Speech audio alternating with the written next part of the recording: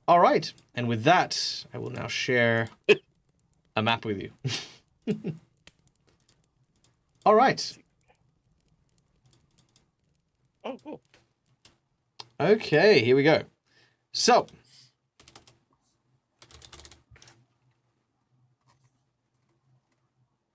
Oh, wow.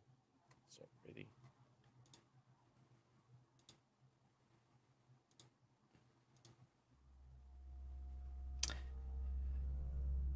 now, you make your way down into the brewery. The creaky wooden floors groan beneath your feet as you make your way down a flight of stairs. Further up ahead, you hear voices.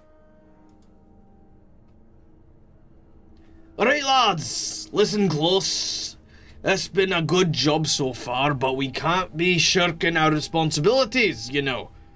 Can't stay here getting hammered all day. Oh, but, boss, you said that we could. Nay, I didn't say that you could. I said that if you did, we'd be able to take it easy for a while. Yeah, but now's a while. Yeah, shut up. It's not a while yet. We have to get out of here with this stuff.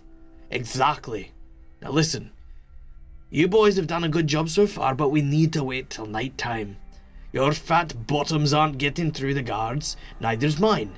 We're gonna take these over the walls when they're least suspecting it, after this whole mammy-pammy festival that they've got. Oh, that's a good idea, boss. Yeah, of course it's a good idea. Why wouldn't it be a good idea? It was my idea.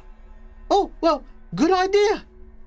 Well, I don't need you to tell me it's a good idea. I know what a good idea is when I see it. I come up with them all the time. Quiet! Right, now the two of you, we're gonna have to keep weather watch, alright? I, on the other hand, am going to start tasting. Oh, that's not fair! You stop right there. It's just, listen, I'm the boss and I'm in... As you make your way down the stairs, this argument seems to be coming from 3 massive ogres. There we go. All right. I'm just going to move that up a little bit so you can see a little bit more. There we go. All right. 3 massive ogres. They have not yet noticed your presence as you've climbed down the stairs, as they are making too much noise. What do you wish to do?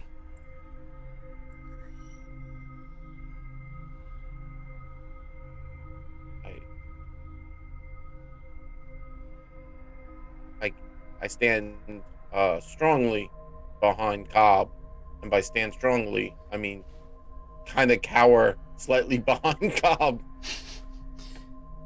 Very well. Laz cowers behind Cobb. Cobb will, like, really quietly open one of the doors on Clink and take out 2, like, flashy smoke, like flash bomb, smoke bomb types things to hand to him and put in his hands. and sort of look at the other 3 and shrug and kind of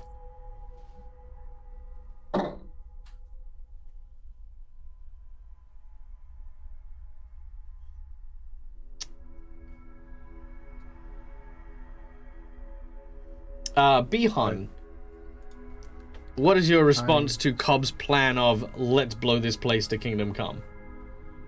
I pick up my shield and my club, and I kind of like, mime clubbing. All right. Hick?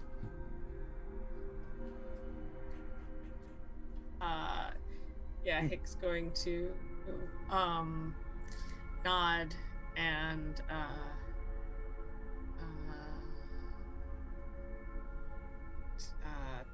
kind of press back against the wall, like trying to blend in. All right.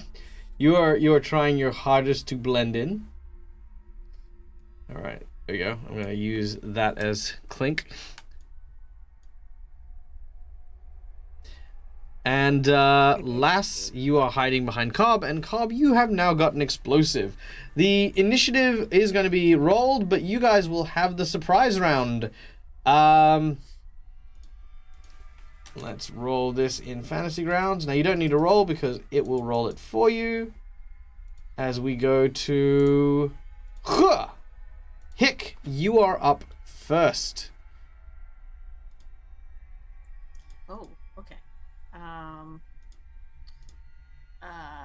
Hick is going to cast. Oh, that's not the right one.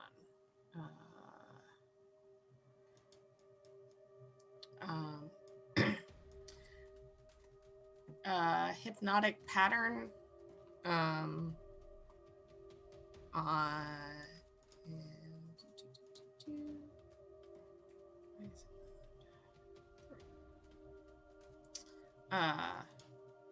Kind of around the ogre one. Or All right. Stepping out, you begin to create runic circles, and as it does so, you cast your hypnotic patterns, was it? yeah. All right. Your hands begin to gesture.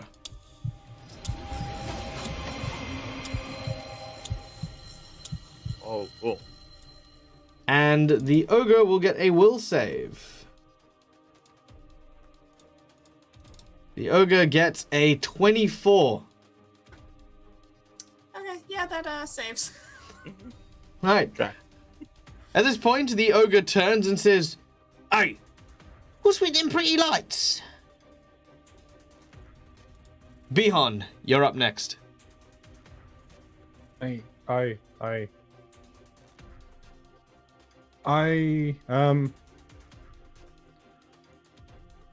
isn't it just like hold my turn? Oh wait, what am I until, saying? Sorry, I went straight into Pathfinder First Edition. That's on me.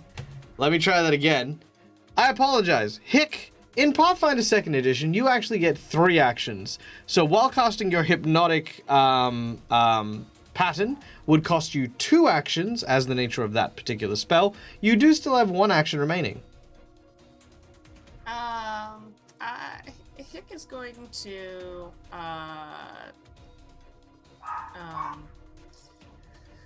just kind of whisper to herself, please protect me, please, please, please protect me, and cast shield. Very well. You cast shield. As you do so, you can see the energies of the magic circling around you as it encapsulates your body. The shield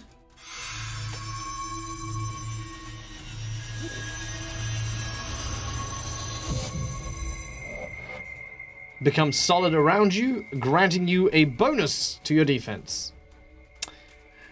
We then go to Bihon.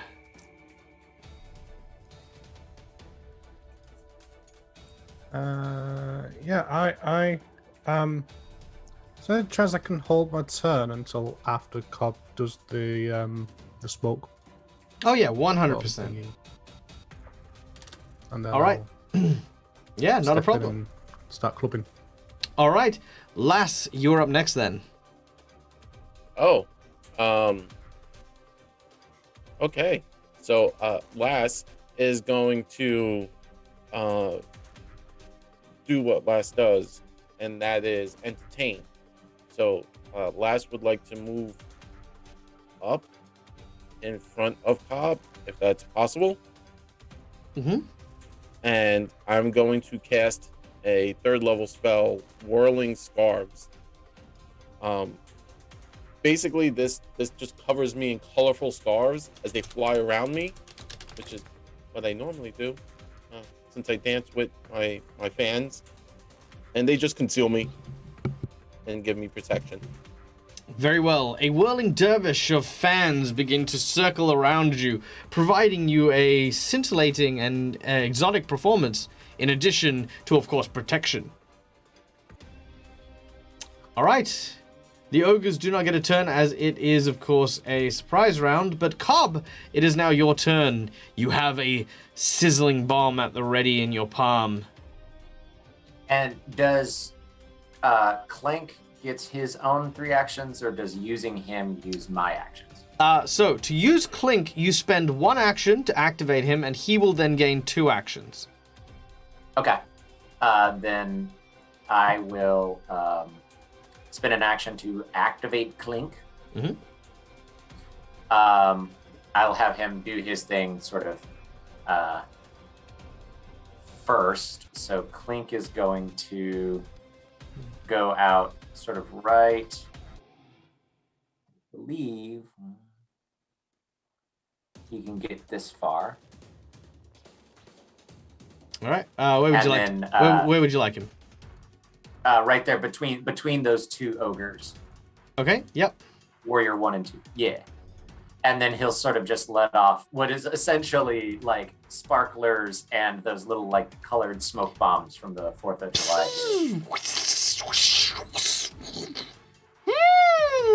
As he starts to fire off these sparklers, I imagine you're using explosion. Yes. Very well. Both the ogres must now make a reflex save. The first one gets a 22. The second one gets a 25. They both seem reasonably agile. And you will deal half damage to both of them. So if you roll your damage into the chat box, I will apply it to them. Yes, I am not sure what my damage is for that. I believe it is 2d6 points of fire damage. All right, so I click on them and then roll my 6s. Is that correct? Yes. There. Oh, sorry, it's 3d6s, so 1 more. Ooh. Nice. All right, so that is 11 points of damage to ogres 1 and 2. All right. And then his last 2 actions, he's going to drop prone for 1, and then 2, he's going to crawl the 1, the 5, the 10 feet, and he's like hunkered down, like Bully on the Playground. Like he's down and braced himself so that if anybody hits Ogre 1, he'll fall backwards over Cobb and nice. drop and be prone and smash into those barrels. Very nice. Okay, you prep yourself by ducking behind the kneecap of ogre number 1. Bihon, it is your turn next. I would like to step forward and really, really hard hit him with my club. Whoosh! And you swing with this heavy club towards the kneecap of the ogre.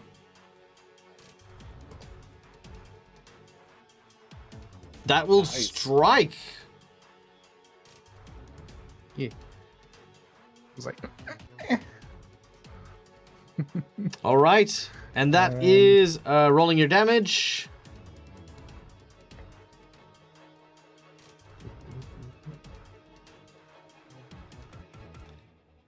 $10 points of damage to the ogre. Now, at the end of the round, there was a huge explosion from the robot. All of a sudden, there's this my knee from one of the ogres as Bihon claps him. What's going on? I don't know. If I knew what was going on, I'd tell you. I can't see anything. There's all this smoke. Right, listen, lads. Stay close together. There can't be too many of them.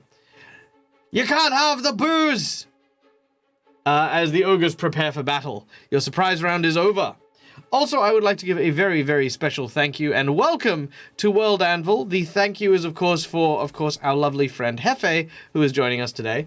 And, of course, is in commemoration of World Anvil's contribution to, of course, today's game. We have named the tavern the Forge and Foundry on behalf of the Anvil and that. We even have a little sign. Have a look at our little sign.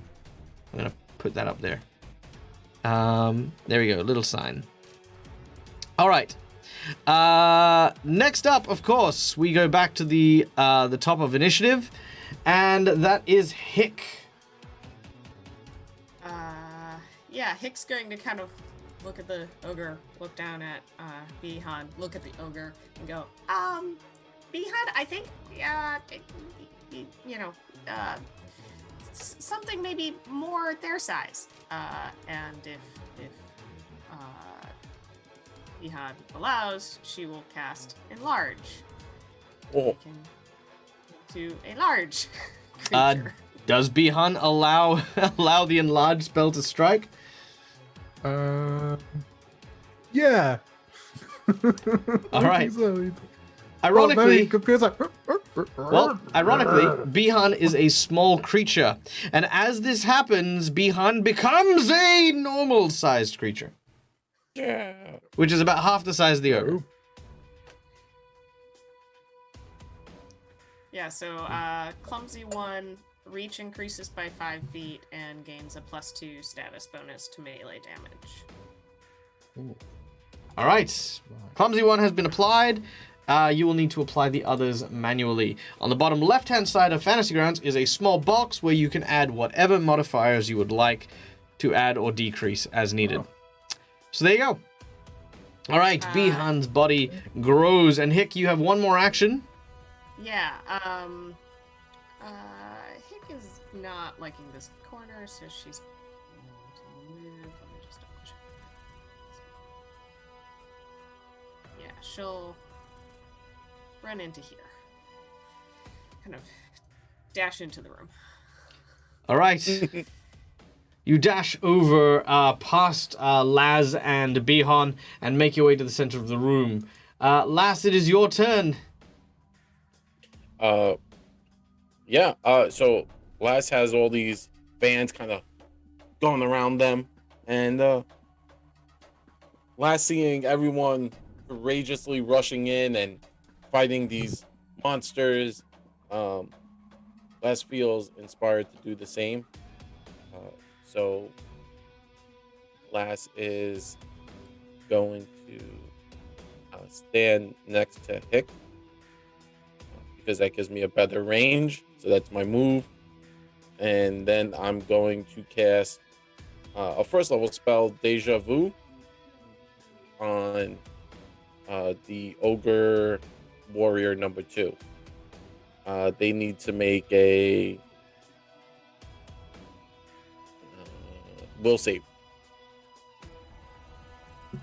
All right, that is a will save of 22 as you begin to conjure and cast your magics. They beat it. Their mind starts to sway and crackle, but they shake their head. Oh, I've got a splitting headache, I do. And yeah, that's it. And my scarves keep going. All right, Ogre 1. With the smoke having cleared, he turns and he sees the kobolds. He says, "Hey, these aren't guards, these are kobolds." "Oh, what do they want?" "Yeah, what do you want?"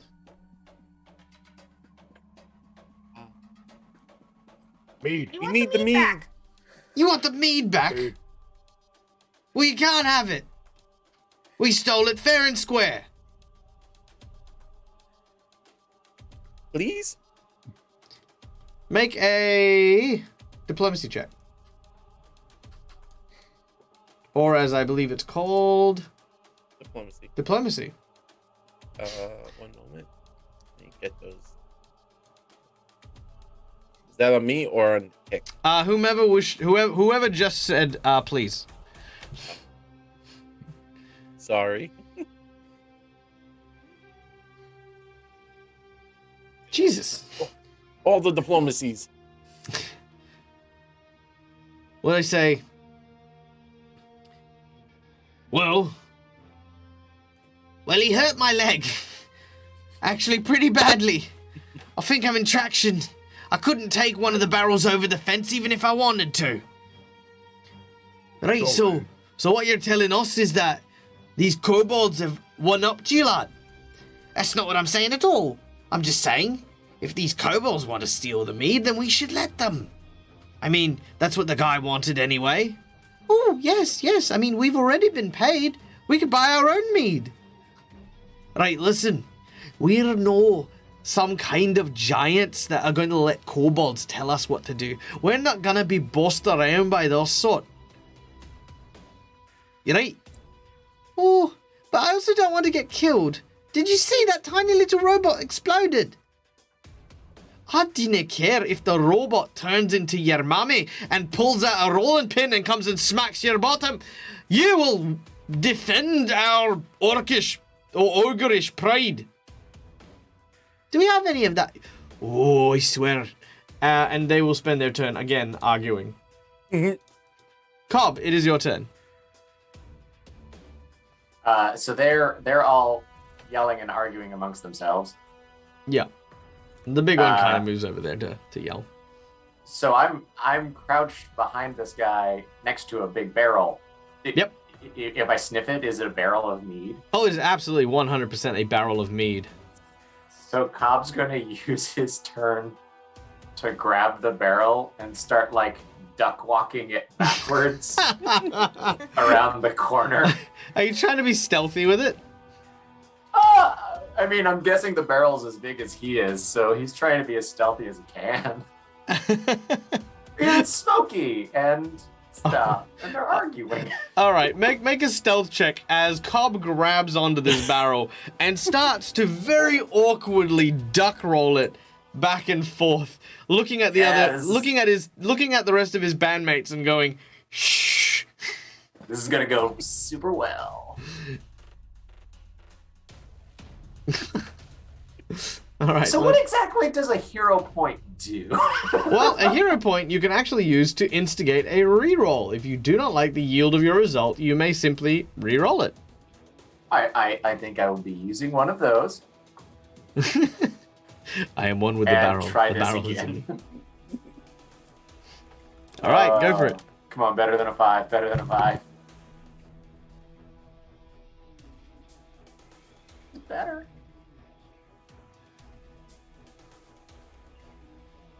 I don't think you rolled it in the box. Oh, I saw it roll. It was a 12, I promise. Okay, hold on. Let me try that again. In the chat box. Oh, in the chat box. I threw it on the wrong thing. My bad. All right, stealth. And go. No! Come on! Well, hey, you know what? The dice tell a story, man. They do tell a story, and that story is your barrel gets to about here before you suddenly feel this hand put a big meaty ogre fist on the top. Where do you think you're going? Now, I'm going to give you something because, as always, on the Dead Aussie Gamer channel, we don't ignore our chat. We love our chat. We pay very close attention to what they do, and they are as much the GM as I am. So, Cobb, you may make a reflex save to do a barrel roll. I love it. All right. Reflex. And that goes a very special thank you to Borkware Mark D. Well done. Well done, sir. I'm going to try spinning. That's a nice trick. Ooh, with a 14. Let's see if the ogre can match that. So the ogre's reflex is... Oh, wait, no, I rolled it on the wrong ogre. My apologies. So that would be on this ogre, which is one less. So it is a tie, and the tie goes to the player, and the player, you roll on the ground, and you tumble with the barrel, and you sort of roll to the stairs. Now, sadly, you can't roll up the stairs, but you do roll out of reach of the barrel, and he goes, "Hey, come back here, you!" I think that's probably all of my actions. That is. Bihan, it is your turn.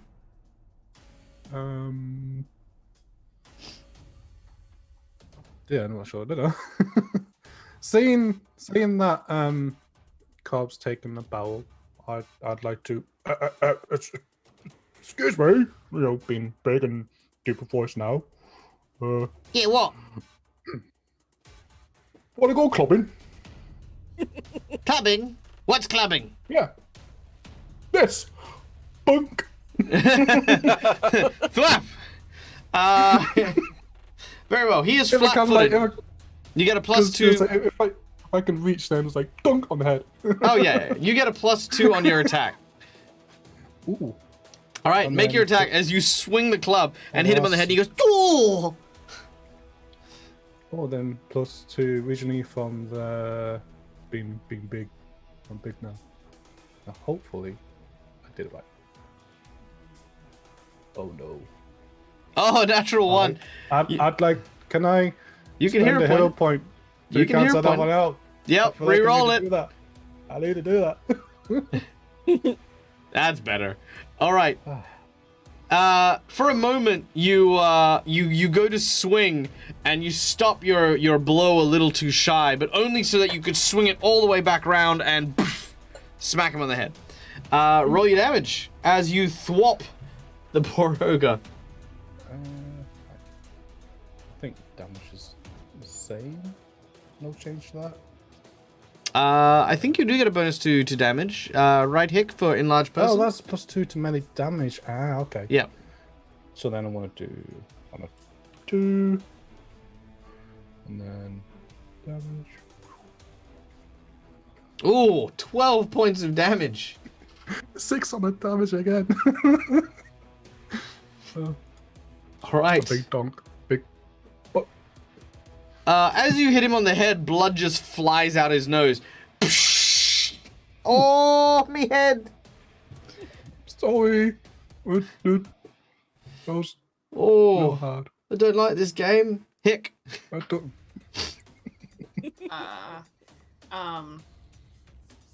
Hick's going to just kind of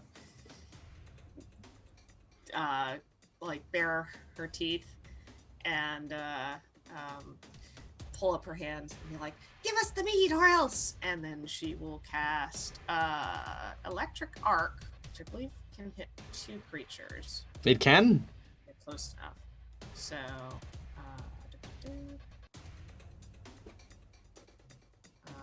she'll go for Ogre 1 and 2. All right. Lightning crackles in your hand as you launch it outwards. Oh, I just deal damage. Oh no, they do have a basic reflex. All right. First reflex save is a failure. Second reflex save is a... also failure. Okay, all right. 1d4 plus my casting modifier. No, so that's 1 plus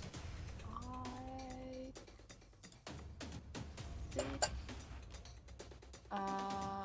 So 5 damage. All right, 5 damage. And the second guy gets the same? I think so. All right, cool. All right, the electricity hits both ogres. They stop, and they start to vibrate from the electricity coursing through their veins. Lass. Oh wait, sorry. Hick, you do have one more action. I will try get over here to see if there's more barrels in that other room. Okay. You do see barrels, but these ones are the empty barrels. There is only one remaining barrel from the meadery, which is, of course, one of the big barrels behind the large ogre that seems to be the leader. All right. Also, and I'm just going back here a little bit, I did forget. So, Bihon, to be clear, you've struck once and then you moved a little. You do actually have a third action, which I did forget to give you as well. So, would you like to do something with that action? Well,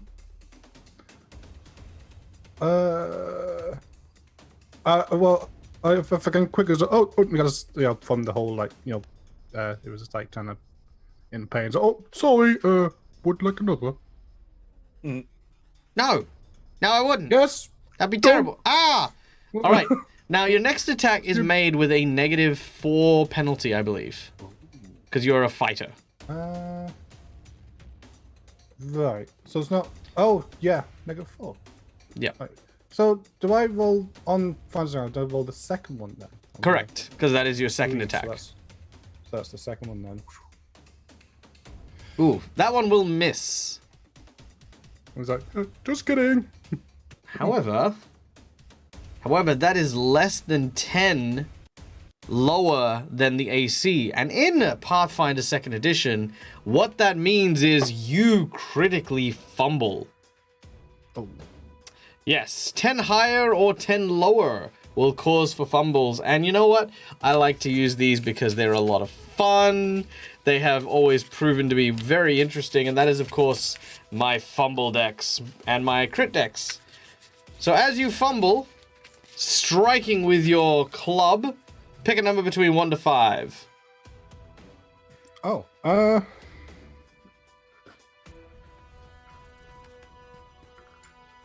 nope. 1. 1 it is. All right, with your melee weapon, you overextend. You trigger reactions as if you had had a move action. Interesting. Which is nothing, because none of them have attacks of opportunity. So there you go. Done. Just kidding. All right. Used to my side. Laz, you are up next. Last is going to look around, notice that Hick kind of took off a little bit. He's like, oh no. And is going to hold up a little marble and is going to use telekinetic projectile on the one all the way Ogre 2. So I Okay. just rolled to attack. Right?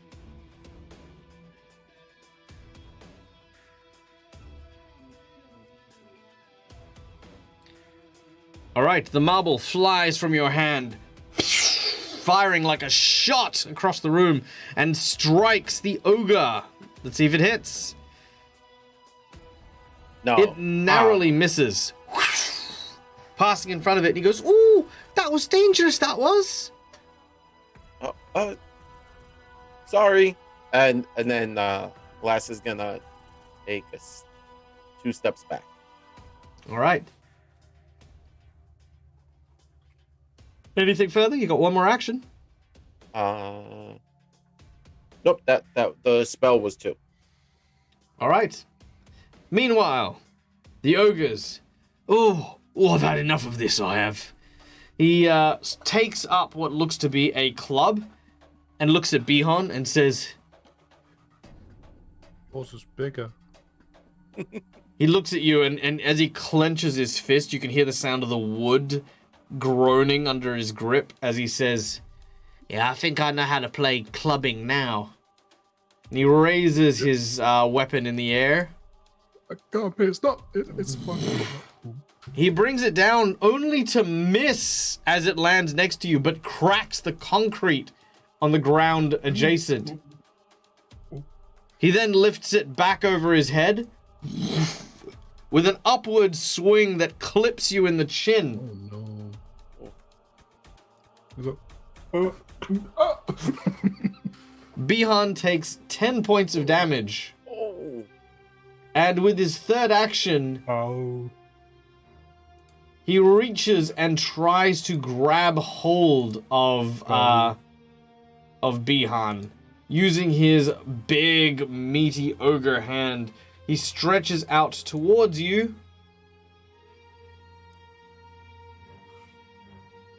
And fails. Your fort DC, sorry, I do need to check this real quick, is 20. And he got a 15. So as he tries to reach out and grab you, you kind of just pull his hand apart and then squeeze away from it. I'm big on now.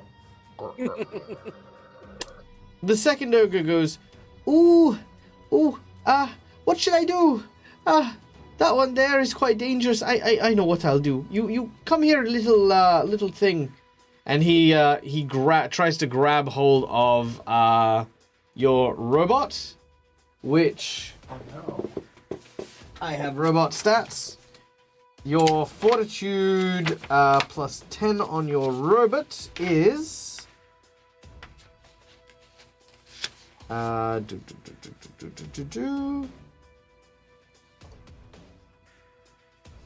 Okay, is 2 plus... plus that is... They're a construct, fortitude. Yeah. Well, it's a fortitude DC, which gotcha. he will have. Okay. Oh, wow. Okay, fair enough. It has... I just want to see if it's proficient in constructs. I think they're experts in everything, which is good and positive. So that is 2 plus... expertise is what, 4? So that is a 16. So that is higher than a 16. So it grabs hold of your construct and will then throw it at Laz. No. All right. And misses. As he misses, the construct goes, ah! And then kind of hits the wall. But Laz is relatively fine. He goes, ooh, I just missed him, I did. The large ogre grabs hold of the barrel behind him. And as he stands there, he says, all right, listen. We can't have any more of this. You take him out now. I'm going to take this to safety. He moves past and goes to about here. He provokes an attack of opportunity from Bihan. Bihan, you get to strike at him if you would like. Yes. I was like, oh, no, you don't. Get back here. That. Ooh, you just managed to miss. You do have one last Just hero kidding. point if you want to use it. Yeah, let's do it. All right. Let's do it. You surge with that heroic energy as you swing once more. And hit. I'm just kidding. Haha.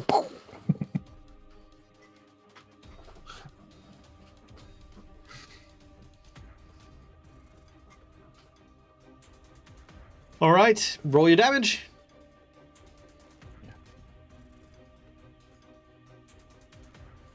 9 points of damage. As you hit him, he drops the barrel. It lands behind where Bihan happens to be. He goes, no! So he's moved twice. Yes. He's going to try and bite you, Bihan. 27 to hit. Yeah. That'll hit your AC. Yeah. And he does 14 points of damage. And as he bites you, you notice that he begins to heal. He wipes the cobalt blood from his mouth. Delicious. Just the kind of snack we need for this mead. Cobb, it is your turn.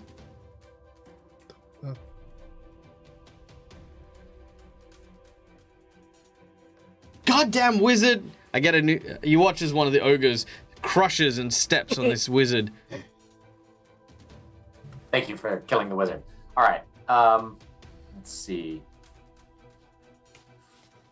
I'm gonna have to move if I want to try to get him.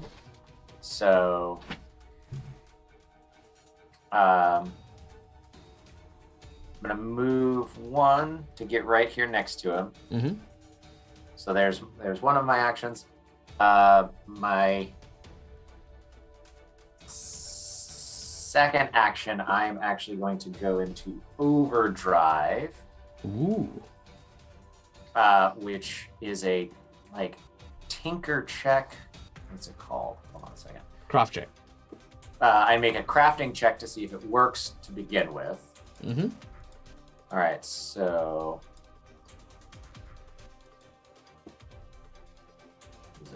13, 24. And if it's a critical success, I don't know if that's good enough to be a critical success. Okay, so it is the DC for your level, which is... let's see, what's your intelligence is at +4, so it is...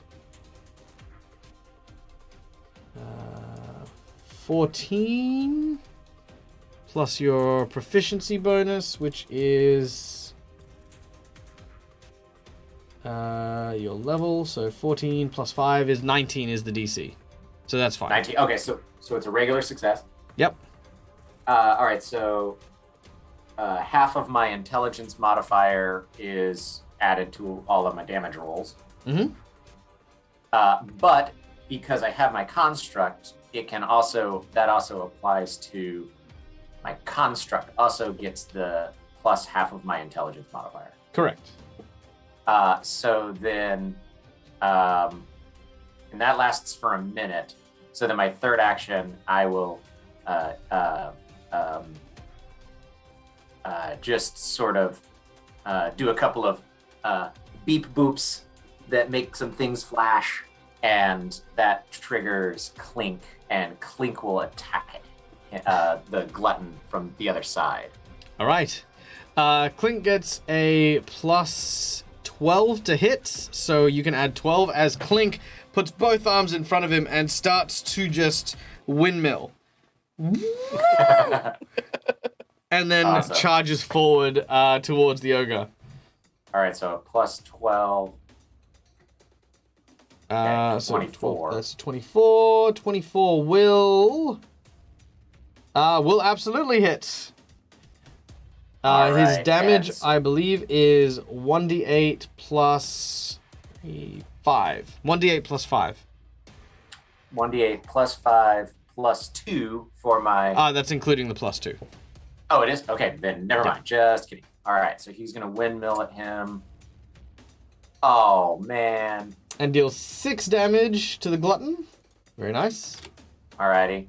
And then Clink can use his second action for the attack, but it's at a -5. Mm-hmm.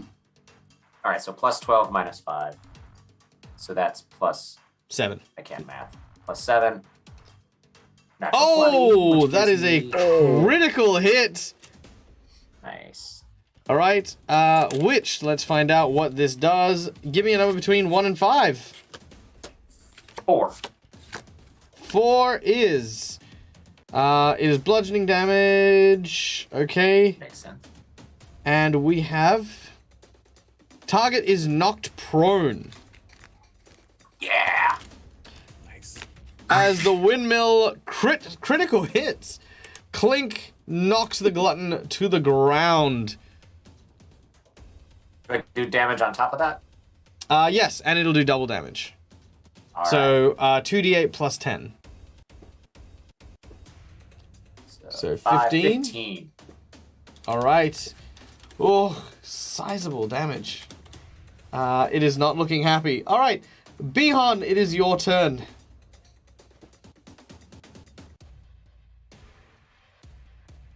Not very happy that the glutton only just bit me. I've seen the glutton is on the ground. Mm-hmm. Look up to the ogre and be like, I'll be right back. I think I'm a bit peckish myself. And I want to jump on the glutton and bite him back. All right. You may attempt to bite them. Now, I believe you do have a bite attack. Yeah, using my strong jaw. All right. So, thing. yep. With your strong jaw feature, make your attack. You get the same attack as your club, so you can just use your club for damage if you would like. Okay, cool. On damage roll, okay. So I'll do the attack.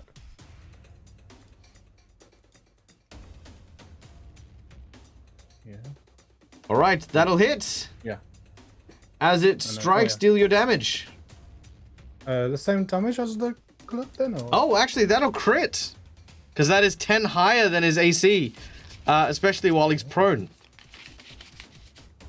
Nice. So, the same as the club damage then, or? Well, double the damage. And then give me a number between 1 and 5 as you critically club this poor dude. Oh, okay. Yeah. So 4. There you go. I hope I done that right. All right. And pick a number between, sorry. 1 to 5. 4. 4. 1, 2, 3, please. 4. That is clocked, triple damage, and the target is knocked prone. So roll 1 more lot of damage. Oh. Well, 2 more because you got 1, so then 4, so then 1 more. Oh. So that's 14, and then 24 damage.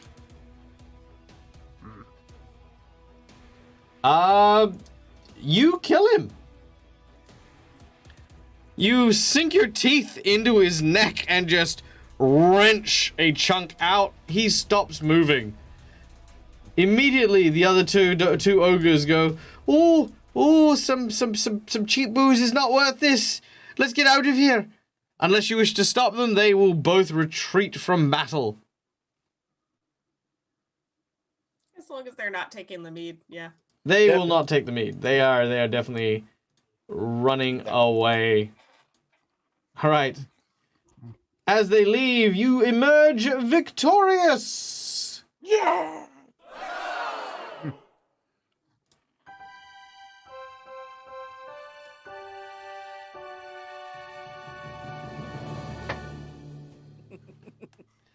All right. No.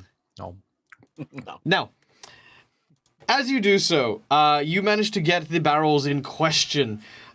Examining them, they are indeed filled with a golden liquid that you know to be the sweetened honey mead, something that the town of Bryn is very well known for. You gather the barrels and begin to make their way to the foundry. Before we leave, as we're pushing the barrels up and all that kind of stuff, I tug on Bihan's jacket from behind. Opens up his journal and sketches. Am I still like to big Han as well with the enlarged? Big Han? Has that gone? Big Yeah. So you're big, so he's holding it up so you can see it, and it's a crudely drawn, like you can clearly tell what it is. It's essentially like a T-bone steak with a question mark next to it, and points at the ogre and shrugs. A little bit. Takes out a dagger. A little more tender, a bit more salty. Like 10 minutes later, like a big chunk from the calf. All right.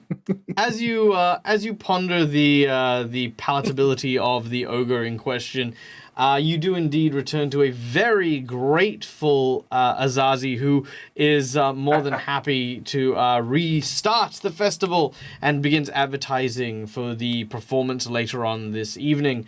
In the meantime, however, we are going to take a very quick break. We're going to have just a kind of a 10-minute-ish break to revitalize and have a bathroom break.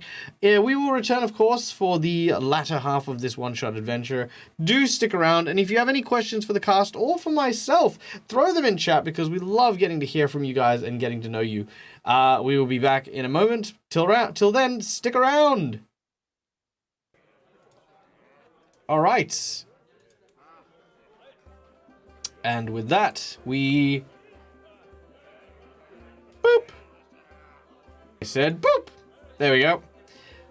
All right. Welcome, ladies and gentlemen, to the Forge and Foundry, where the drinks run clean and clear, with an assortment of entertainment to be seen both near and far. Around you is a collection of hot foods that seem to fill all the tables, and happy, smiling patrons line the bars and the chairs and the walls. Gnomes, halflings, elves, dwarves, and more are all here to enjoy each other's company, and of course the company of Asizazi, the satyr bartender who is in charge of the whole thing. As you are, of course, preparing for your performance, Asizazi gives you a wink and a thumbs up, for he starts telling everyone that he can about the heroic kobolds who had managed to square down with 4 storm giants who broke in upon a thunderous cloud, ripping open the ceiling of the tavern to steal the mead. But they climbed up to the tallest pinnacle of the mountains through the cloud line in order to retrieve the mead that everyone is now enjoying. They raise a toast in your honor, and you hear as they clink glasses and celebrate. They look towards you.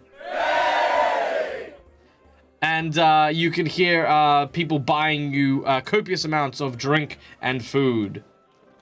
It is coming upon your performance time, and you quietly find yourselves discussing what it is you have in store for these wonderful Patreons.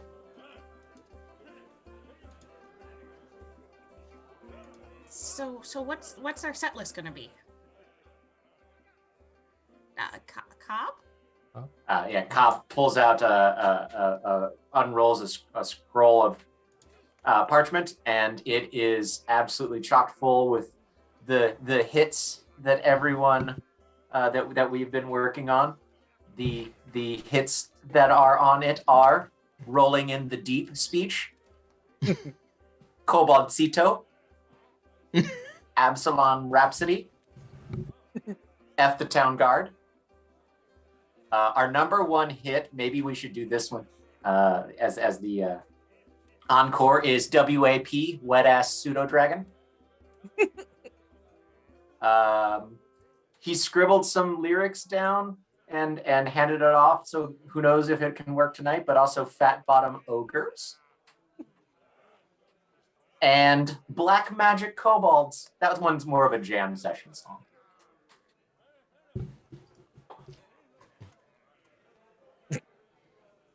Oh. That's it. Those are my puns. I'm done. You hear a Tengu calling out from the distance. Play Freebird! Freebold? What's my attack roll?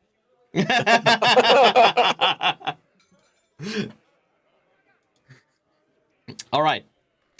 As you plan your list, you pick and select your very first song. As you take the stage, a silence covers the audience as they prepare for your performance. Everyone may make a performance roll. This is just to start us off. There is actually a challenge, which we will do. Also taken from another RPG that I quite enjoy. Awesome.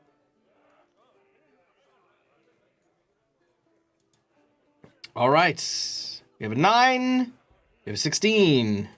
We have a 20. Can I roll crafting for the effects to go up correctly?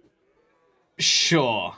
And if you succeed, that's so much better. And if that succeeds, I will allow you to give a reroll to one individual. All right, let's see what that does. I wonder who that Because individual my performance is absolute crap. Oh, I saw that. That one that sort of ticked and then just went 7. All right, you may give a reroll to one of the others if you wish. Nice. Oh, right now. Yeah, but let's say the sort of tin cans that have like some reflective stuff in the back and some glowing rocks that are in it. Behan's lost the beat a little bit, so they start to pulse on the right beat so that he can get a reroll there. Ah, very nice. All right, Bihan, you can readjust according to the flashing hit, lights. Blinks, hit. Blinks, hit. Okay. I can do it. Yeah, when it blinks, I can hit it. When it blinks, you can hit it. Okay. All right, perfect. Now, here is the game that we are going to play. We are going to be playing, of course. It is kind of like an ongoing challenge. Now, what you guys need to do is, during the course of your performance, there are going to be a number of incidences that will occur. How you react to the incidents will require a skill check. If you get 3 successful skill checks dealing with these incidences before you get 2 failures, you will each receive a hero point, and you will have succeeded the challenge. Failing, however, well, I guess we'll see what happens there. So, let us begin. That's not a flute. Let's She's that good with the I flute. shake Yeah, I my know, that's flute like- that's and, so a little impressive. Tiny bug falls out. I'm like, that's much better. all right. Well, let's everything flutish is coming from the Curse of Strahd sound set. So I'm like, All right. Let's just try this one, shall we? I mean, close, but that's good enough. All right, here we go.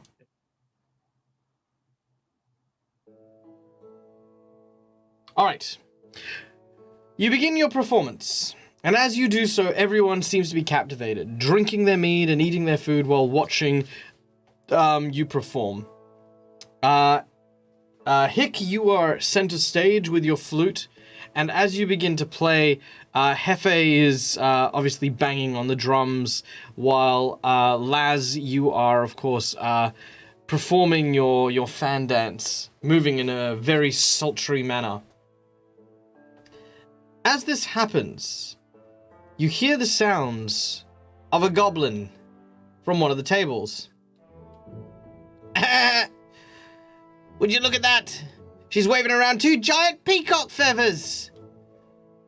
Looks like a giant trumped up chicken, she does. Now, this distraction will come with your reaction, Laz. What do you do when this goblin starts to call you a giant trumped up chicken? Giant trumped up chicken. So Laz takes offense to that and is going to try to is it just skill checks, or could I cast a spell on You him? can cast a spell, yeah. It's just how you'd react. So Laz, moving their feather fans across their face, does that thing where you could just see their eyes, just like, they bring them over and like this. And as that happens, Laz is going to cast Daze on the goblin. All right. The goblin will make a will save. Yep. It gets an 18. That is not enough. They have 21. The goblin falls over on their chair. Alcohol pours over their face as they cough and splutter. The 2 partners who are there with the goblin sort of start laughing and cheering. Oh, I guess you can't hold your ale after all. And as your performance continues, you may make you, Laz, may make a performance check unimpeded. Oh, nice. Okay, awesome. Performance, here it is. All right, big money. Beautiful. Yes! Absolutely beautiful. Stunning performance. Everyone's like, ooh, ah, Now, Bihan, as you're pounding away on your large drum with your stick, a very, very fetching kobold. Actually, what is Bihan's feeling towards gnomes? Yeah. A very attractive blue-haired gnome sort of shoots you a glance. She winks at you surreptitiously, and you watch as the cocktail that she seems to be drinking, she pours it into her mouth along with a long-stemmed cherry. A few moments later, she's chewing on the cherry before she spits out what looks to be a tiny kobold made from the stalk of the cherry. I very casually. Yep. Play cool, man. I wink, but I can't wink, so I'm like, and then I kind of and then I sort of like point my club to her as well, kind of acknowledging her, and then I try to like do like a spinny sort of like one-handed spin with my club, and then continue. Okay. Thing. You can make an athletics or an acrobatics check as you begin to show off with your club. Oh yeah, athletics. All right, So let's see what you do. show my prowess of a fine performer. Oh yeah. No, you are a pro. You are Ringo Starr. She just looks at you. Give a good like. She you watch as she seems to be writing something on a napkin that she then sort of puts under a mug, and then she sort of winks before sort of moving away from the table. You may make a performance check unimpeded. I don't know. I feel like I want to like stop what I'm doing and pick it up, but no, it's cool. It's cool. Sorry guys, you're on your own. Bihan's out to get some. All right. Yeah, no, Bihan is again a master of the drum, and he's doing an absolutely banger of a job. Meanwhile, in the center stage, Hick is playing a beautiful melody upon this this very, very intricate-looking flute. As you do so, you notice that several large, thuggish individuals, these two dwarves in particular, seem to be kind of hitting on this this half-elf. The half-elf seems a little discomforted by the two dwarves, who seem to be aggressively ordering drinks on both sides to impress, I guess, the young person. And Asizazi seems to be more obsessed with money than he does noticing the discomfort of one of his Patreons. He's just so busy. Everyone's asking for stuff. He's up, down, left and right. And, this guy's ordering 4 drinks. He just puts it there, and then he puts it there, and then he takes their money. And, he's very busy.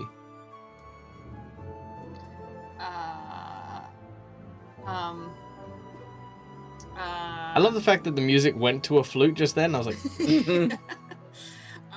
So she's playing her flute. She'll do a little like trill on it and cast Mage Hand to have it kind of go over and like bump the 2 drinks that the guys have like into their laps. All right, very well. I'm gonna get you to do this with a either a sleight of hand or a stealth check, or thievery or a stealth check, should I say? Well, they're both the same. So let's see. Oh, beautiful! Yes, immediately the 2 cups pour into their laps. They step backwards and they're like, "Hey!" And the half elf uses the opportunity to very quickly move away, while the 2 dwarves are, of course, distracted, cleaning themselves up. You may make a performance check unimpeded. All right. Ooh, I think I'm going to use one of my hero points to reroll that. You can use a hero point.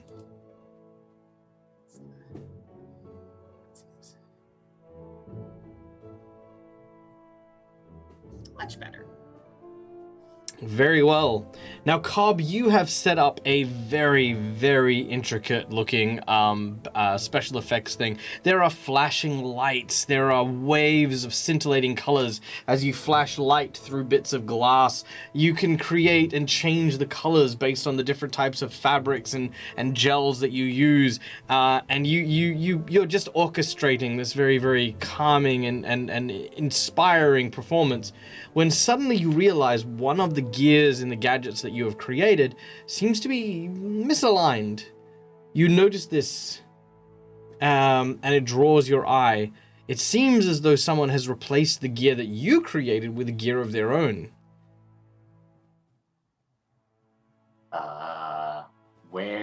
Where is it? Like, is it on the floor? Is it up? Is it something that I hung from the rafters? It is on your pyrotechnics that are on the ceiling. Oh no. So yeah, he will God. Aha. So so that's up there, and he's trying to take care of everything.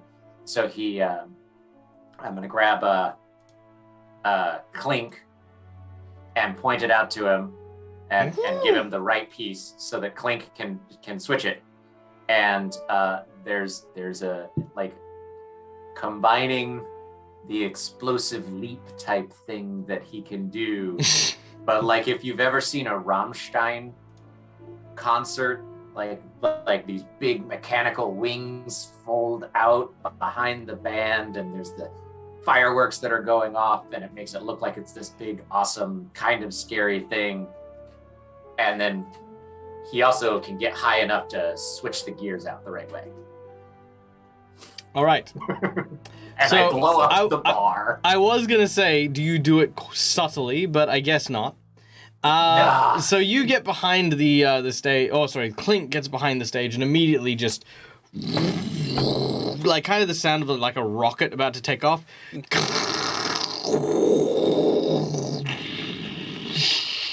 Oh, I hope this works. As smoke billows outwards and forwards, I need you to make me a reflex save. Oh boy. Okay. Reflex save. Here we go. It's not the worst thing I have. It's not. Okay. Yeah. I'll go with that. All right. Do I? You can use a hero point if you want. But if I re-roll, I keep the new roll. I don't keep the better. No, because the hero point, I will say for this one, you will keep the better. Because I think Alright, hero then points. I think hero points for skills at the very least should be roll 2, take the better one.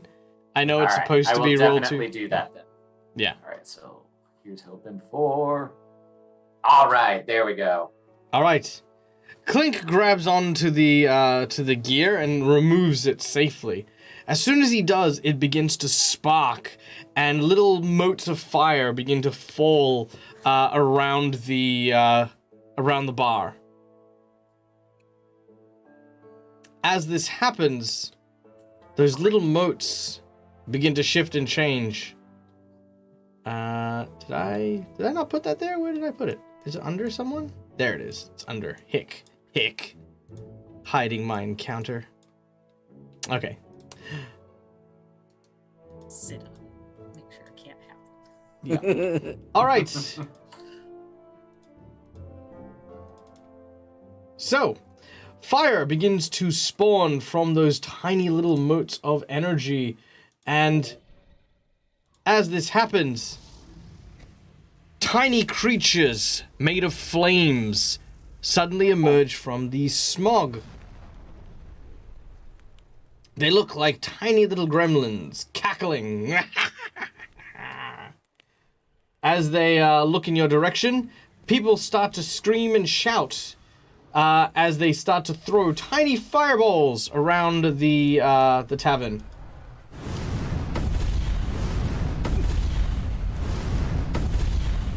And we are going to go into an initiative as your concert has been crashed. All right, Cobb, you're up first.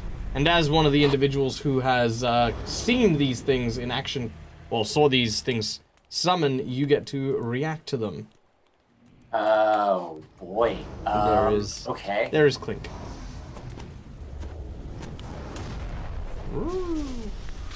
Okay, I will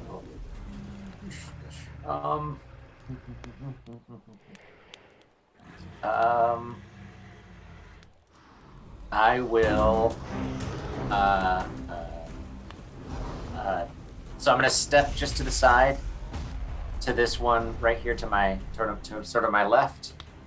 It turns to you with a big, wicked grin with flames from the inside of it as you do so. And I will go action as one. So second action, I'm going to use, because improvised weapons always do more damage than your trained weapons. I'm going to grab like a tankard of ale and like hit him with it and spill the beer on him and look at the patrons at this table and say, just part of the show, interactive, and try to like beat him and douse the flame with the beer. All right, make a let's start with a deception check. Gotcha. All right. Oh yeah, I'm really good at deception, so this is fantastic. Oh, like the best. Ooh, nice. Yeah. Nice. As soon as you say that, the crowd goes, "Oh, ooh!" Like they just. Hold on, I think I have it too. Hold on.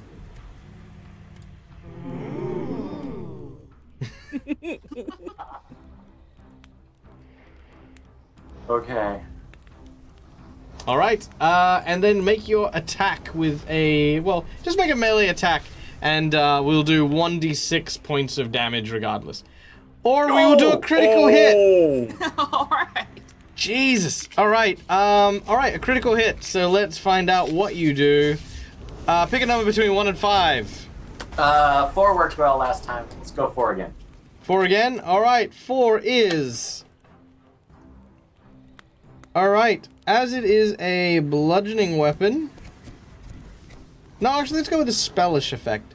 So, your bomb... Well, your bomb, because it is technically a bomb that you're using because you're spraying it with alcohol, deals But an not addition... hard alcohol. Well, deals 1d8 additional damage. So, that is 1d6 plus 1d8 damage. As you... Nice.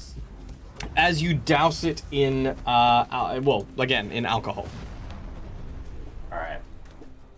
D6, not the best, and D8. Gosh. Ooh. All right, that is 3 points of damage. All right, the alcohol does indeed burn a little bit, but not a great deal. Just a little bit. I'm hoping the other patrons will start doing it too. Maybe you could try. I mean, like that's. I mean, you've taken an attack and you've moved over there. Yeah. And yeah, you've bluffed the patron. So I think that's there for now. The tiny creature, the one over here, will start by trying to bite Bihan. On the Bihan. Oh. Ow! And it does so. You take maximum damage. Yeah, no. You take 10 damage. Actually, sorry, I did forget to heal everyone after the battle, so you're not as injured as that. You get bitten in the backside by a flaming pair of teeth, and as this happens, you watch as the creature smiles. You turn to the creature and you're like, no. As you realize this creature has a breath weapon. Oh no.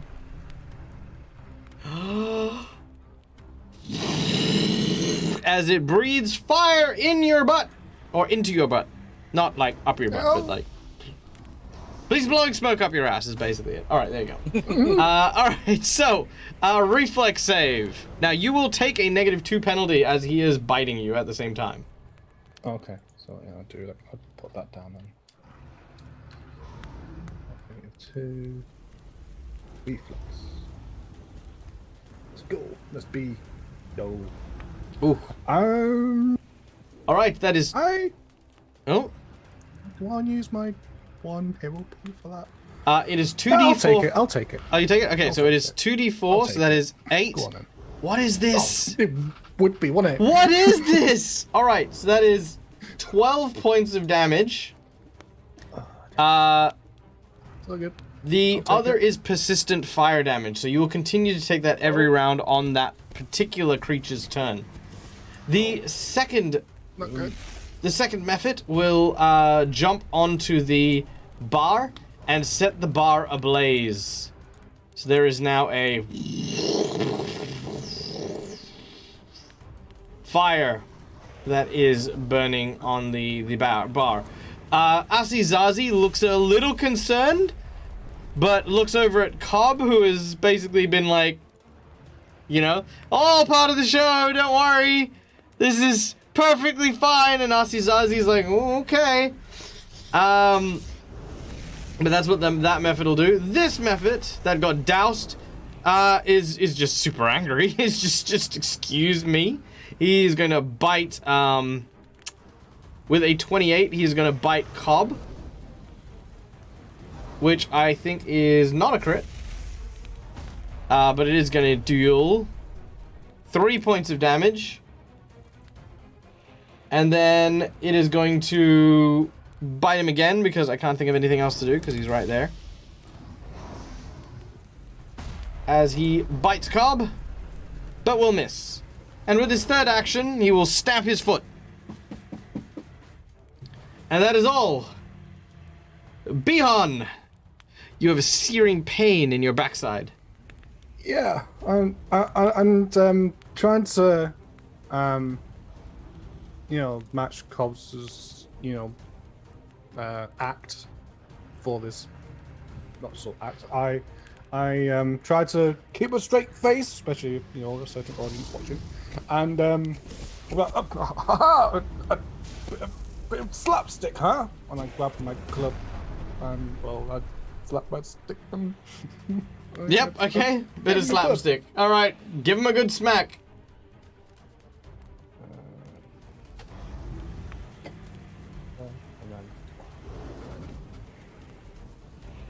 I should really do it. Alright, so there... Let's see, what's their AC? AC 17. That'll hit and crit. Oh, nice. Very nice. Alright. So Pick a number between 1 to 5. 2. 2. A 2 is crushed intestines. The target gains wounded 2 and enfeebled 2.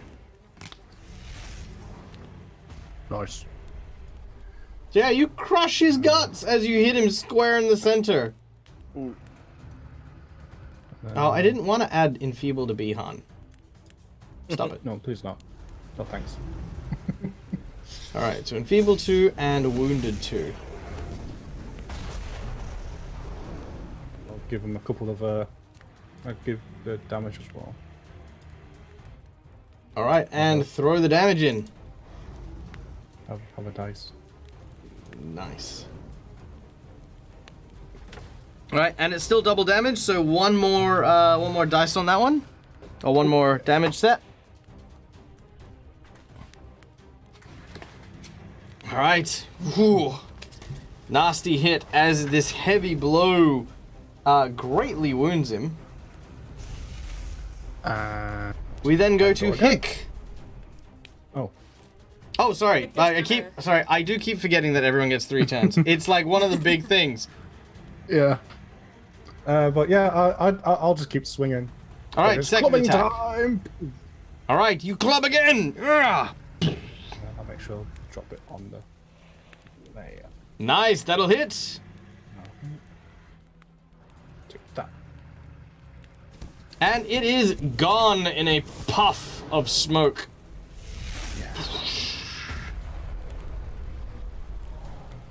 All right.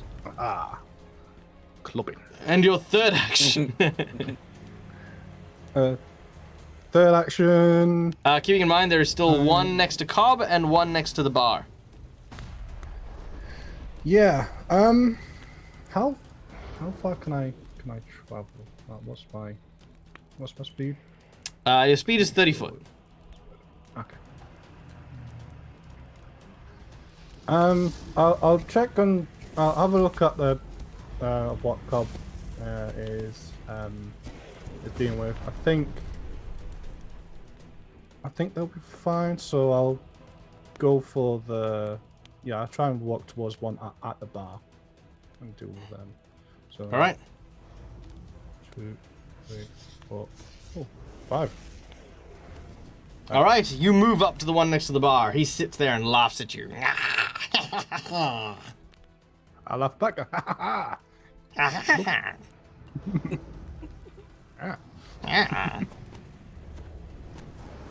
Laz, it is your turn. Isn't Hick go? Oh, yeah, sorry, it's Hick scope. I don't know why it skipped Hick. Cool. I'm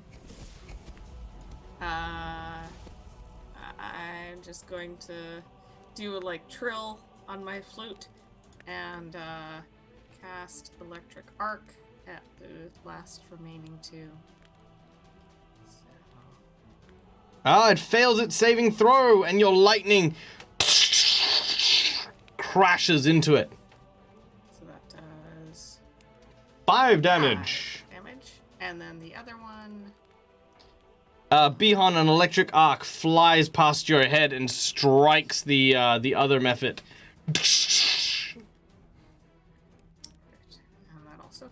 So, oh, another 5. Nice.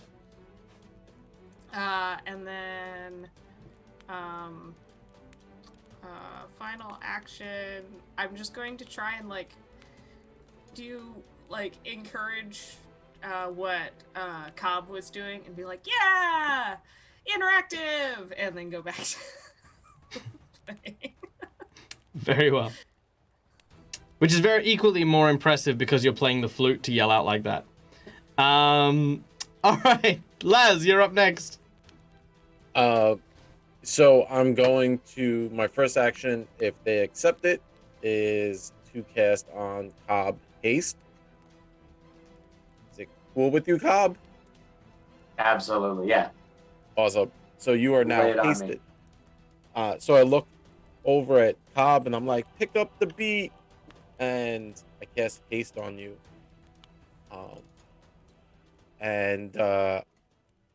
I'm gonna make it look like I'm trying to dance around the room so I could get closer to the bar, to try and put out the fire. All right. Let's see. Yeah, this will work. Very well. You make your way and begin to head in that direction so you can try and put out the fire. 20. I get like right there. Yep. But Cobb is hasted, and yep, that's the end of my go. All right. Which brings us back to the top of the initiative, which is Cobb. Okay, question real quick, Michael. When we were putting Cobb together, we got the construct, but I realized that the construct has like a modification we never set. Can it be the projectile? Absolutely. Is that cool? All right, awesome. So first action, I will be to beep boop and activate Clink, and Cobb will sort of yell to the table, and I'll be like, "This is always a crowd favorite." The second one, I will just sort of sidestep here to open up a line. My third action will be I'll just try to grab a couple of plates like it was a tambourine and shake it and then bring it down on top of the Mephit's head. Yeah, all right. All right, make your attack. I love the yeah, all right. I mean, sure. All right, melee. Not the worst. No, I mean, I was thinking more along the lines of like, oh my god, he's probably going to crit again. All right, you grab hold of the plate, and with a you kind of continue the slapstick comedy routine that Bihan was going for as the plate breaks on the top of this dude's head. It will deal 1d3 plus 3 damage to this poor little dude. Alrighty, so 1, 2, 3, 4, so 2, so 5 damage. All right, so 5 damage to Mephit number 3. All right. And since I'm hasted, I can use a second strike, but it's at -5. So yeah, why not? We'll use your other plate and try to smash it. Yeah, use the other plate, exactly. Oh. That's not gonna, nope. All right, with an 11. A critical fail. Let's see what they have. With an 11. No, it is not a critical fail. But I guess to be honest, it is 11 minus 5 minus 4. It's true. You could use a hero point. I mean, it's going well. Let's see what happens. All right, very well. The Mephits. All right. Oh, sorry. Oh, So that was me, but I still oh yes, you do have the Clink. Yes. So from where Clink is, he lines up his little arms, and his like hands come back inside. So now they just like look like big, round, almost fire extinguisher type things. Because he uses this as the like smoke and confetti cannons and blasts at that Mephit 3 that's next to me. All right. Now, And because you his- stipulated they were fire extinguishers, which makes perfect sense for your character, I will count this damage as cold. Woo, okay, I'll take it. All right, so I'm not sure what his bonus is to attack. 5. But he rolled so 11. 11 will miss. Ah, well. You can use your Okay. point. So that was his first. He gets 2 actions. You know what? Here, I'll let him miss that one. His left arm will fire off at the -5, Mm-hmm. and we'll see what happens. All right. His next shot. 14 will also miss. All right. That one I will use my last hero point and hope for the best. Come on, little buddy. Oh, okay, so that's a 14 plus 3, I think, isn't it? You've got the robot thing. I'm not sure. Oh, yes. So it's 14 plus 2 for projectile launcher. Nope, yep, plus 3, so that will just hit. Woo! All right. right, so that's 1d4 points of damage. Plus an additional 3 because it is weak, and that is just enough to kill that Mephit. Yes. As it, and you watch as the fire extinguishing Clink walks up, and he doesn't let go. He's just.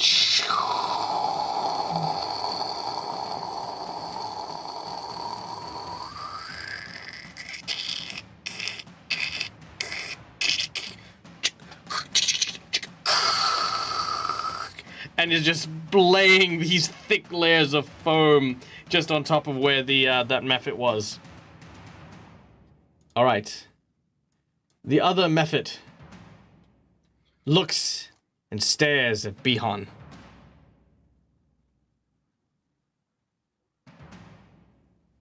It moves over and reaches down and pulls a knife. And just shanks him. It's like, I've got fire breath, I've got bite attacks, I'ma shank you. Rude. Alright. He does have a penalty on that, so I'm gonna give him that penalty real quick. Alright, there we go. Alright, so even though it says jaw, so that is a 22 to hit on his shank.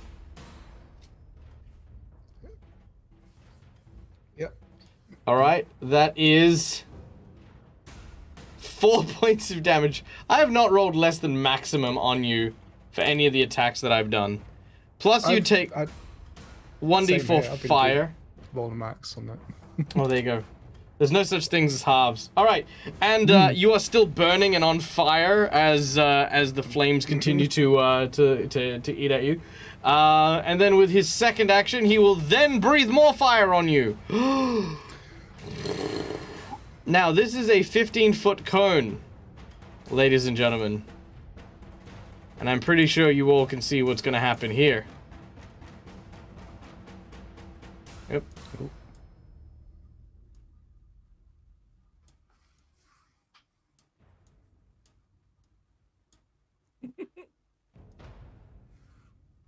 Oh, you are very lucky. Very well. All right. So, Laz and Bihan, I need both of you to make me reflex saves as the fires expand outwards. One of the dwarves who was hitting on that elf is also caught up in the mix. Reflex save. All right. That is half damage, but I believe... Yes, there we go. Half damage.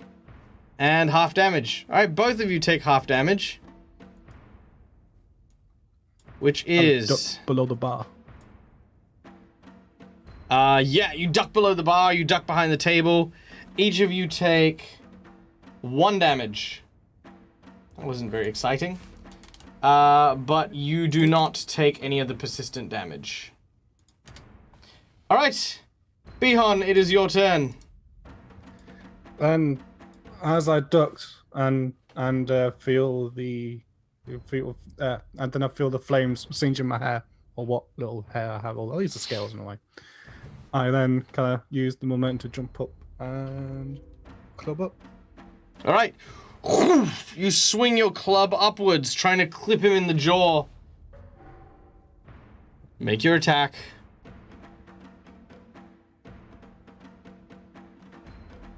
You miss! I'm gonna point now if I can. Oh, a hero point!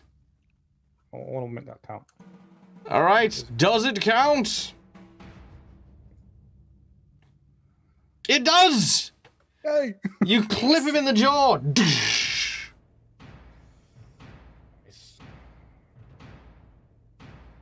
For 9 damage! The Mephit sort of goes and spits out a bit of brimstone. That was its tooth. Mm-hmm. And then just sort of and still has his knife.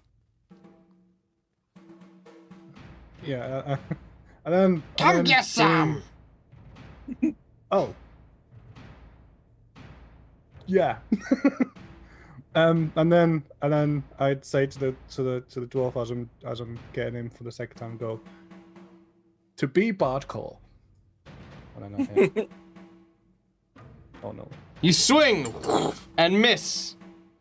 And he goes, "Is that all you've got, you bugbear hairy bollock?"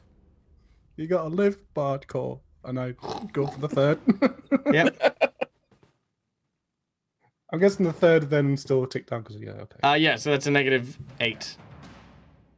Yep. Oof, and that one misses as well.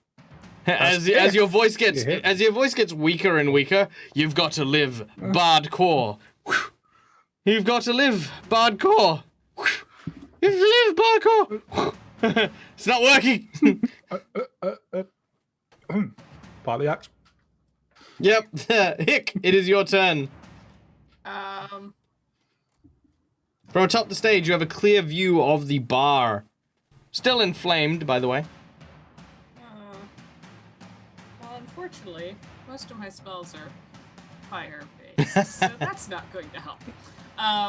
But Hick seeing Bihan, she'll move forward to about here and put down her flute and yell, "Bardcore!" and cast Electric Arc on the elemental. He makes his saving throw. I know, I feel really bad whenever that natural 20 hits on saves. He's fine! He makes the natural 20 and he shirks off your damage as your lightning strikes the bar. It's at least cool. It is very cool. It does look turn. very cool. Alright.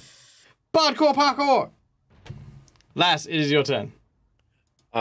Lass is going to move up behind Bihan, and they are going to flutter their fans at Bihan and cast Soothe, which is a first level spell, and it will Make me an intelligence check. 1 second. I think a few people have figured out why.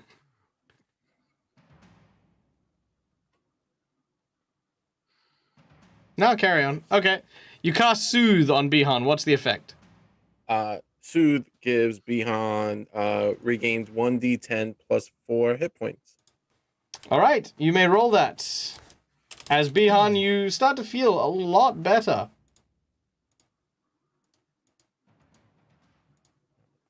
Oh, nice. 10 hit points altogether for Bihan. All right. Bihan, you heal 10 hit points. As this happens, however,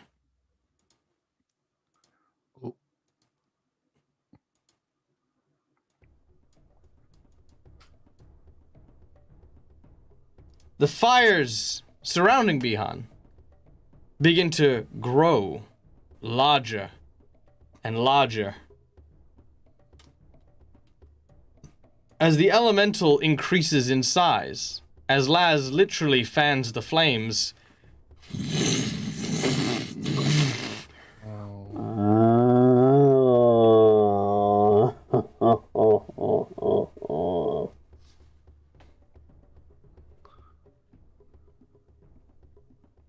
still your turn, Laz.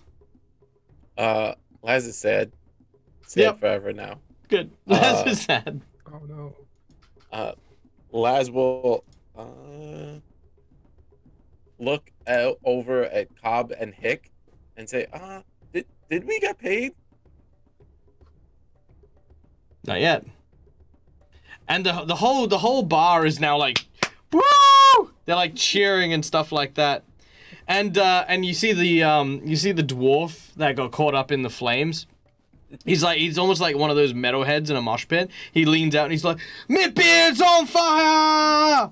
And you hear everyone go, "Yeah!" All right, Mistake. Cobb, it is your turn. Okay, so I will. Does haste only last for 1 round, or do I still have it? I believe haste lasts for 1 second. Let me double check. 1 minute. 1 minute. Okay, cool. So I I still got got it. plenty Okay, of so I'm gonna close in 10, 20. Okay, so I can get in. So I moved to here, but as Cobb like goes, like as he's like walking across the bar, he's very purposely like he's trying to like make eye contact with everybody, and so he's like stomp, stomp, clap. So as he moves up, it's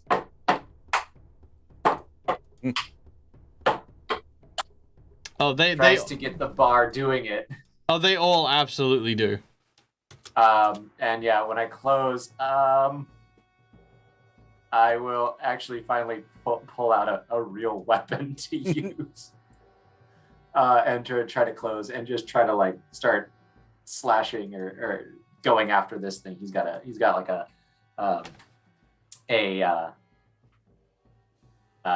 dagger. Alright, that you he just finally pulls out. try to stab this thing with a dagger.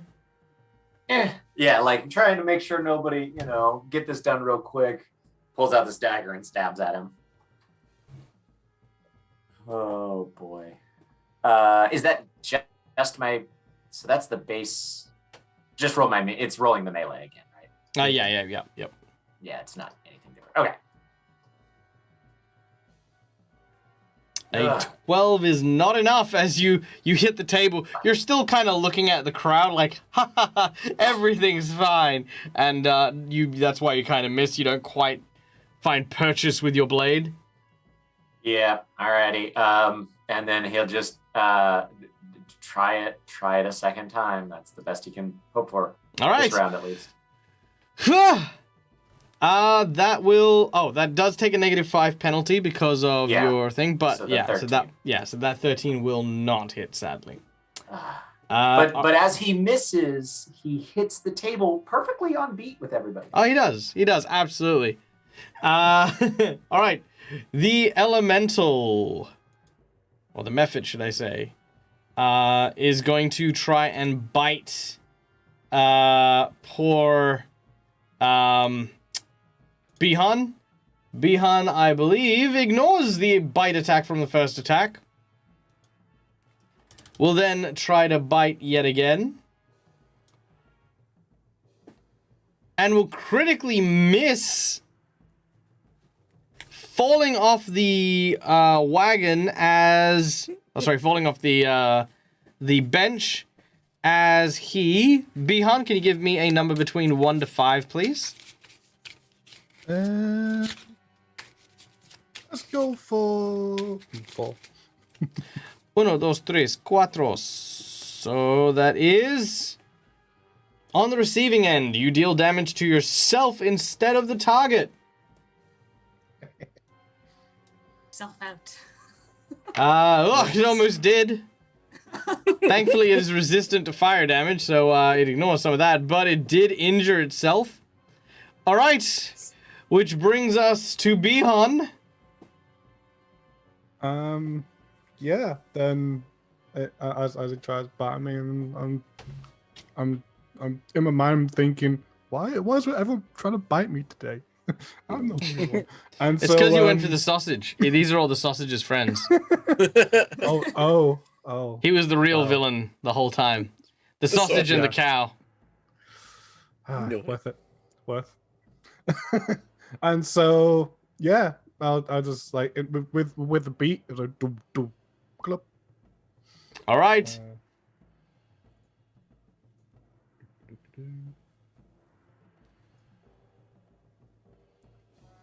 A critical strike.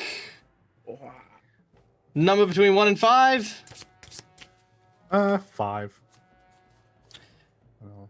A numbing blow, which won't matter because he dies. Oh, nice. All right.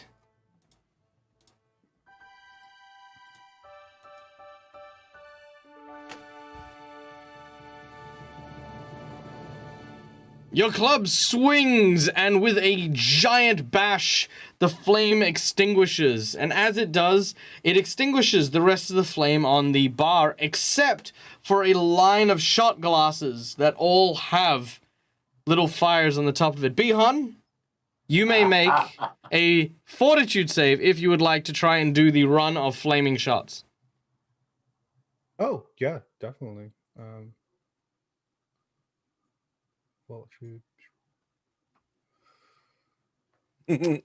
You get 3 shots in and hit the deck.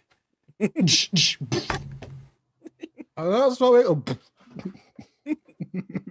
Bihan, who is now slightly unconscious, halfway through a line of shots, misses out on hearing the cheer of the tavern. Way!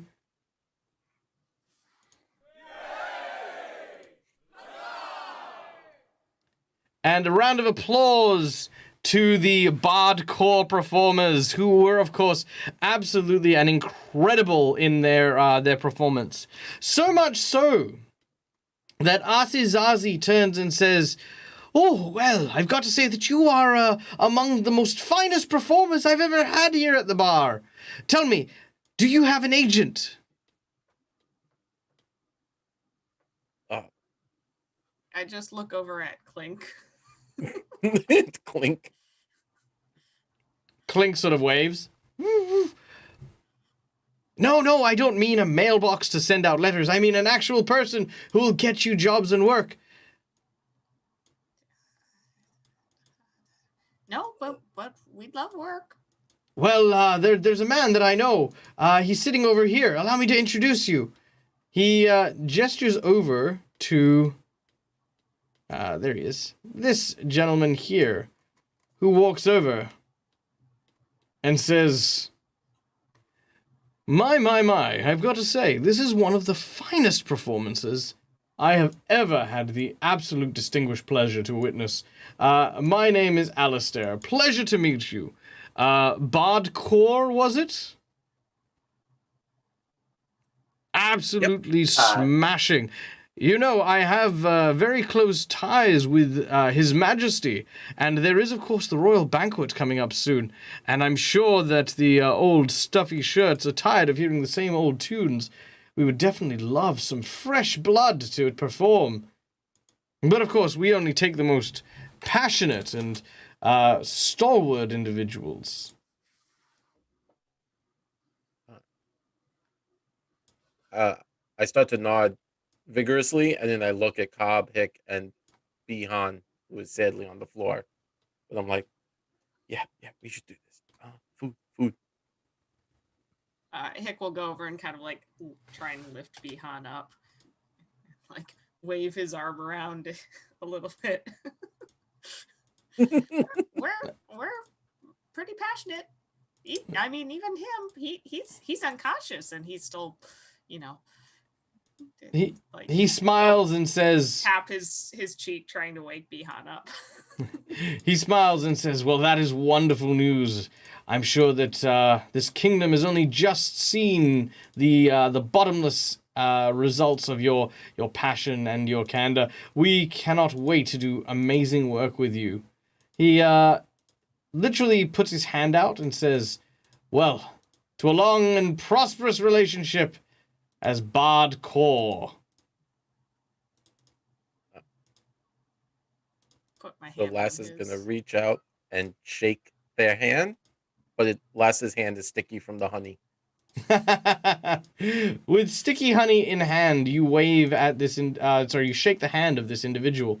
As he returns the very, very firm grip, you play out the rest of your night, getting paid and, of course, sharing stories and enjoying, of course, the well-earned spoils, minus a few gold here and there for damages, of course.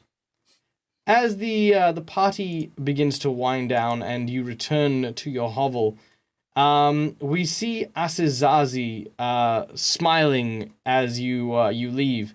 He changes the sign from saying open to close, and as he does so, he looks around and just makes sure that, everyone has gone home for the evening. After which, he reaches up and clasps onto his face and tugs at it hard, pulling it clean off. There's the sound of jingling bells as this creature lets loose a terrifying laugh. And that is where we are going to end today's session. All right. What?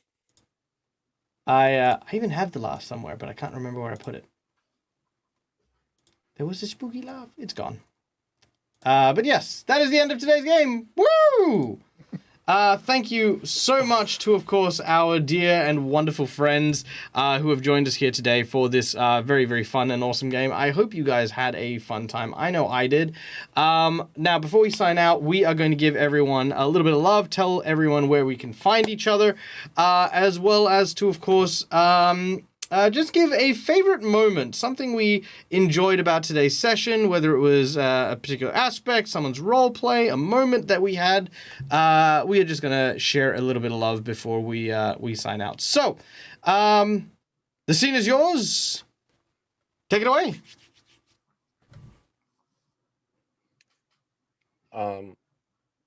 It's you, Jared. So, yeah, nope. So you can find me at Nothing Ventured, Nothing Game. On our website at nvngpodcast.com or here on Twitch at nvng. And my favorite part about this whole thing was definitely Bihan just going with the flow of every possible thing. Like, oh, you're going to bite me? I'm going to bite you back. And then just, it was really fun to watch Bihan just get bit in the behind once. Oh yeah, no, abso-freaking-lutely. I absolutely adored how Bihan Woods literally just on top of absolutely everything that was happening. That was awesome, dude. Speaking of, next on the list. Yeah, so I've been Hefe all the time. You can find me on Twitter at Hefe Live, on Twitch, same name, Hefe Live. Also, you can also find me on the war levels as Hefe, I guess. And that's pretty much it. My favorite moment was all of it. It's like I just had a complete blast. Particularly at the end with the light up the Forge and Foundry, I guess. That's true. We did light up the It's been an Forge. absolute pleasure. Yeah, we did. It's We great. did. I know. Yeah. So let Janet know. We lit up the Forge. Yes. Technically. Yeah. Oh, definitely. All right. Awesome. No, that's So, great. yeah, I'm glad. You know what? If someone can't find a favorite moment because everything was a favorite, that for me is a good sign. I mean, I feel like I'll take that as a win. All right. Next up. I'm Dawn, and you can find both myself and Ryan at Roll for Initiative on YouTube and R4I blog on Twitter and Instagram. And I think my favorite moment was the cow. And then the tie-in of the like, ooh, is it the cows that are stealing the meat? Yep, sometimes your players just want to go after cows and honey and stuff, and I mean, sure, why not? Let's make it a thing. No, the cow was awesome. I love the little sinister bit, like it's like, and the cow walks off. It's clearly up to something. We just don't know what it is. Awesome. Ryan? All right. I am Ryan. I'm the other half of Roll for Initiative. So, Roll for Initiative on YouTube and R5 Vlog on other social medias. I don't know why I blanked on that. I was gonna say the cow, but also I think I love the dwarf who, maybe needs to learn boundaries, but the dwarf that just started getting into the thing and thought it was like the mosh pit. That was a really fun moment. Nice. I'm glad. Awesome. And of course, hey guys, my name is Michael. I'm the Dead Aussie Gamer. This is my place. This is my face. And you can find it here running a bunch of different games, as well as playing as well. I run games on Monday, Wednesdays, Saturdays, as well as twice on Saturdays actually. And then on Sundays, normally I am playing on Rise of the Runelords with, of course, Jared in Pathfinder 2nd Edition. So this Pathfinder 2nd Edition is one of those games that I haven't had as much experience or a chance to role play and GM, so thanks a lot to Jared for helping me bring up my chops. As you can tell, I forget little things like that we have 3 actions in this game. And, people can just tell me whatever, and I'm just like, yeah, if that's what's happening, that's what we're doing. But I think that's the making of a good game, if it's less about the hard rules and more about having a good time. And there's no better time than when you get to do this sort of thing with friends and family that we just love to spend time with. So thank you to, of course, once again, all of my wonderful cast for coming and joining me today. Thank you, of course, to Hero Forge, which, of course, we don't have these minis from Hero Forge, but the miniatures that we do normally use for the show, as well as the Dead Aussie Gamer stuff, is, of course, all comes courtesy of Hero Forge. We also thank Fantasy Grounds for, of course, allowing us to use their wonderful software for all of our things, and Sirenscape for all of the mad tunes, yo! They were a bit soft today. That's because we're still kind of feeling things around, but hopefully you guys got to enjoy some of it. And, of course, Paizo for creating this awesome and fun and amazing game. Now, we are going to go and raid one of our... I don't even know if we have anyone to raid. I feel like that's just that time of day. So we are going to raid Kefa Paints Studios. Now, it's the only D&D stream that I currently am following. And he is painting some drow from the Underdark set. So we're going to go and send some love his way. So be sure to give him the good old Aussie when you jump into his chat. All the love. Thank you so much, guys. We will hopefully see you here tomorrow for our Patreon games. And as always, till next time, guys, game hard or die trying. Good night, guys.